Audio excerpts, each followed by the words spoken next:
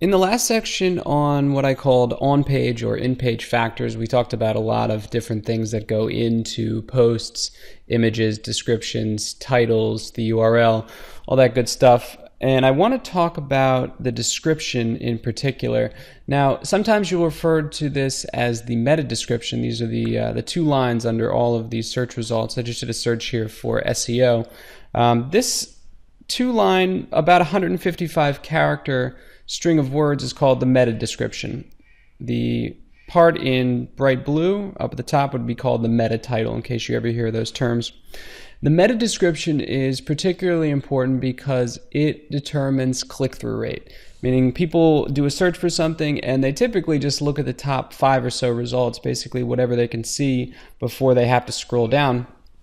And based on those two lines of text, they're going to figure out which one is most relevant to their search, which sounds most compelling.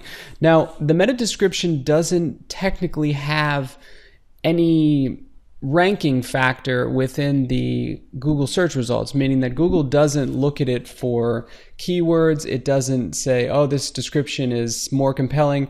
Typically, Google just takes a piece of the text within one of your posts and displays it as the description. So even though you're picking the meta description for your post, Google's not always going to take that. But just in case they do take your meta description, you want to have something that's going to make people click, right? You want to make it just like you would make any headline, right? Because most people only read the headlines before they read stories to decide what they want to read. And most people only read these two lines before they decide on clicking on something. So these two lines don't necessarily have any effect on the search rankings, but they do affect click-through rate because people click on these.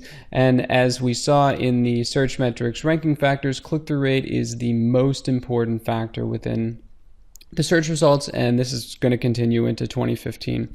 So if people keep on clicking on your result and it's the number 3 result, you're eventually going to move up to number 1.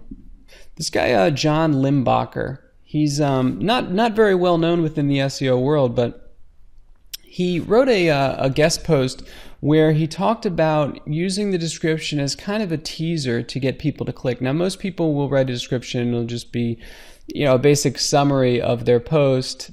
And Google will take the first 155 characters, like I said, and then put a little ellipsis here at the end.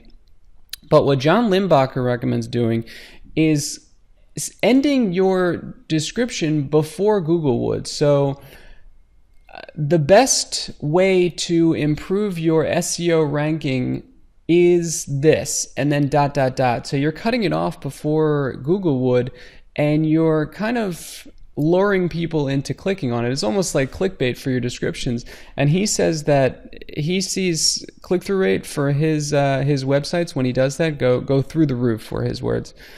Most SEO companies will recommend you do the 155, the full, as many words as you can get in there, but you can also try just leaving people kind of hanging, trying to figure out what it is that you're about to say, and then they'll click through, and then you end up getting moved up in the rankings. So that's a good little strategy for writing meta descriptions, is not to write as much as you can.